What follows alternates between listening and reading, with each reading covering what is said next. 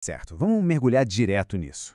Hoje, o foco da nossa análise é o que, sem dúvida, é o maior artefato desaparecido de toda a história: a Arca da Aliança. Pensa bem, a Arca guardava o que existia de mais sagrado para o antigo povo de Israel. Era literalmente o epicentro de todo o culto. E aí, de repente, ela some, evapora, sem deixar o menor rastro. Mas olha, isso não é só mais uma daquelas caças ao tesouro, sabe? Desvendar como os textos antigos lidam com esse sumiço monumental nos leva a uma das revelações mais surpreendentes de toda a literatura antiga. É o tipo de coisa que muda completamente a forma como se entendia o que é o sagrado.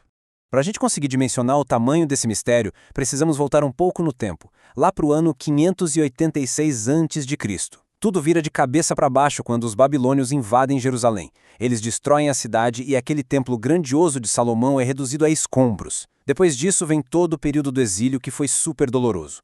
Mas aí, décadas mais tarde, o povo volta. E por volta do ano 516 a.C., o segundo templo é finalmente reconstruído sob a liderança de Zorobabel. E foi um esforço gigantesco, viu? Eles restauraram cada mínimo detalhe. O altar foi refeito, os sacrifícios voltaram, o sacerdócio foi restabelecido com todo aquele rigor. A impressão é de que tudo voltou ao normal. Só que tem um detalhe enorme. A Arca da Aliança simplesmente nunca mais aparece. E claro, isso levanta aquela pergunta inevitável, né? Aquela que ecoa pelos séculos. Afinal, para onde foi parar a Arca? O que é mais fascinante, ou talvez até frustrante sobre esse desaparecimento, é o silêncio absoluto. Acredite se quiser, mas nenhum texto canônico descreve a captura da Arca pelos babilônios, ou se ela foi destruída no fogo, ou até mesmo se houve alguma operação secreta de resgate. Nada. Um objeto de ouro maciço com peso histórico e espiritual que a gente nem consegue medir direito, simplesmente some do registro oficial da época. E o peso teológico que esse sumiço repentino carrega, olha, é difícil até de colocar em palavras. E o que aconteceu na prática? Isso gerou uma situação bizarra, uma tensão tremenda no judaísmo do Segundo Templo. Imagina a cena. O prédio estava lá, firme e forte. A arquitetura continuava deslumbrante. Os sacerdotes vestiam aquelas túnicas elaboradas, o incenso estava sempre queimando, os cânticos ecoavam pelas paredes. Mas o cômodo mais sagrado de todos, o tal do Santo dos Santos, bem, ele continuava existindo na arquitetura, mas lá dentro, completamente vazio. O centro absoluto da presença divina estava ausente, e de uma forma muito visível, muito desconfortável. Ou seja, a liturgia e o templo continuavam funcionando, mas faltava o coração de tudo. Então, o ponto crucial aqui é entender de verdade a gravidade do que estava faltando. A arca não era só uma caixa bonita, decorativa, cheia de memórias. Não, ela era considerada o trono da Shekinah. E o que é isso? A Shekinah é a glória, é a presença visível e manifesta do divino habitando ali, bem no meio do seu povo. Sem a arca, o trono estava ausente. Tenta imaginar a cena. O sumo sacerdote entrando no Santo dos Santos uma vez por ano, lá no dia da expiação, e espargindo sangue num chão totalmente vazio. Era uma crise teológica profunda, uma crise silenciosa que pairava no ar de Jerusalém. Mas é claro que existia uma recusa enorme em simplesmente aceitar que a arca estava perdida para sempre, ou pior, que tinha sido derretida para virar moeda lá na Babilônia. Por causa disso, algumas tradições judaicas antigas começaram a surgir para tentar explicar esse vazio. O texto de 2 Macabeus é um exemplo perfeito disso. Ele conta que o profeta Jeremias, que teria sido avisado por Deus antes da invasão, pegou a arca e escondeu ela numa caverna. Só que o detalhe de ouro aqui é o seguinte: o local ficaria em segredo absoluto até o tempo da restauração final. E isso é uma sacada genial, porque muda tudo. A arca deixa de ser só um objeto perdido no passado e se transforma num símbolo escatológico, sabe? Uma promessa gigante para o futuro. E é exatamente nesse ponto que a nossa perspectiva precisa mudar por completo. A ausência da arca, aquele vazio gigantesco e gritante lá no centro do templo, virou um anúncio profético. Não era o fim da linha. O espaço vazio começou a ser compreendido não como um sinal de que eles tinham sido abandonados para sempre, mas sim como um indicador fortíssimo de que algo infinitamente maior ainda estava no horizonte. Em outras palavras, a arca não tinha sido esquecida, ela só estava sendo guardada para um momento de revelação que não teria precedentes na história. E aí chegamos ao grande clímax dessa narrativa. Séculos e mais séculos se passam com o Santo dos Santos lá, vazio. O templo em Jerusalém é destruído mais uma vez, agora no ano 70 d.C. E parece que agora sim, tudo está definitivamente perdido. Até que o autor do livro do Apocalipse, João, registra uma visão de cair o queixo. Depois de séculos de um silêncio ensurdecedor nos textos sagrados sobre onde a arca estaria, ele diz que o santuário de Deus no céu se abre. e a Arca da sua aliança finalmente é vista de novo. E o detalhe que choca qualquer um é justamente a localização. Ela não é desenterrada lá em Jerusalém. Ela não está escondida na tal caverna de Jeremias. Ela é vista no céu.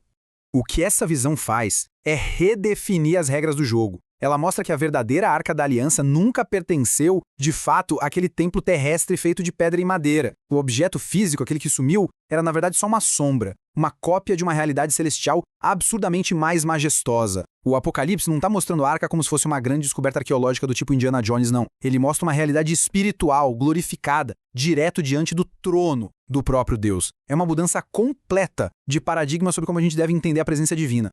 Agora, quer ver algo realmente fascinante? É a genialidade literária do que o autor, João, construiu aqui. A gente precisa lembrar que o pessoal naquela época não lia com capítulos e versículos bonitinhos igual hoje. Era um texto contínuo, uma leitura direta. Então, logo depois daquela frase que diz "foi vista a arca da sua aliança", o texto flui direto, sem pausas, para a visão de uma mulher vestida de sol que está ali prestes a dar à luz o Messias. E muitos dos intérpretes antigos mataram a charada dessa justaposição. João não mudou de assunto do nada, tipo, agora vou falar de outra coisa. Ele está conectando de propósito a visão da arca celestial com a figura dessa mulher. Isso ilustra brilhantemente a imensa profundidade dessa tipologia. Ao fazer essa conexão, o texto está apresentando Maria como a nova arca. Pensa comigo, o que tornava a arca antiga tão sagrada não era o ouro por fora, mas o que ela carregava lá dentro. Eram as tábuas da lei, o maná que eles recolheram no deserto e a vara sacerdotal de Arão. Já a nova arca carrega o cumprimento perfeito de cada uma dessas coisas. Em vez das tábuas de pedra, ela carrega o verbo divino encarnado. Em vez do maná perecível, o verdadeiro pão que desceu do céu. E no lugar da vara de Arão, o sumo sacerdote eterno. Aquela mulher da visão vira, literalmente, a arca viva da nova criação.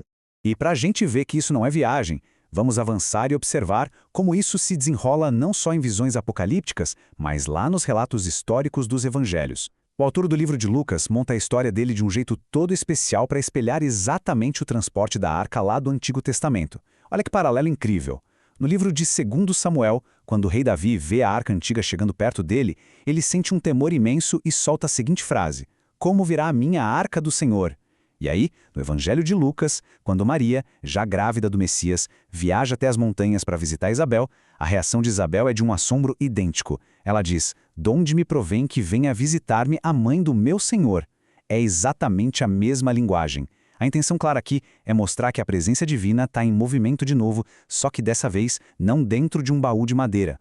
Bom, toda essa trajetória histórica e espiritual culmina nessa transição que é super profunda. E aí, a explicação para o mistério do desaparecimento da arca ganha um sentido muito, mas muito mais rico do que qualquer teoria da conspiração poderia oferecer. A arca antiga não sumiu porque roubaram. Ela desapareceu da história simplesmente porque a função dela tinha sido cumprida por completo. É aquilo, a sombra precisa dar lugar à substância quando o sol nasce, certo? Aquela caixa guardava os símbolos de uma aliança antiga. Mas quando a nova aliança em pessoa é inaugurada e passa a caminhar aqui entre nós, aquele receptáculo original perde totalmente a sua necessidade na Terra. Compreender isso exige da gente uma mudança radical na forma de olhar para a história. A ausência da arca no segundo templo, toda aquela dor e aquele vazio que duraram tantos séculos, não foi um mero acidente de percurso, muito menos uma falha histórica ou uma tragédia onde o mal teria vencido e roubado o tesouro divino. Longe disso, foi uma pedagogia profética, algo cuidadosamente orquestrado.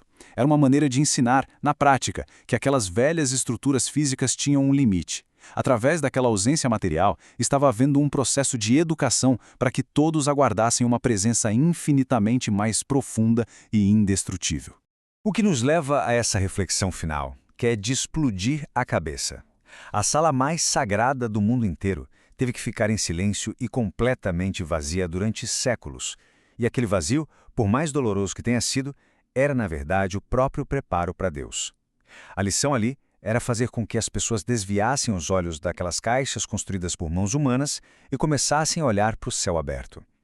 Então, quando a gente contempla toda essa virada narrativa incrível, a pergunta que fica não é mais onde foi que esconderam a velha arca. A verdadeira pergunta é: será que é possível reconhecer quando o vazio de hoje está, na verdade, preparando espaço para uma glória indescritível no amanhã?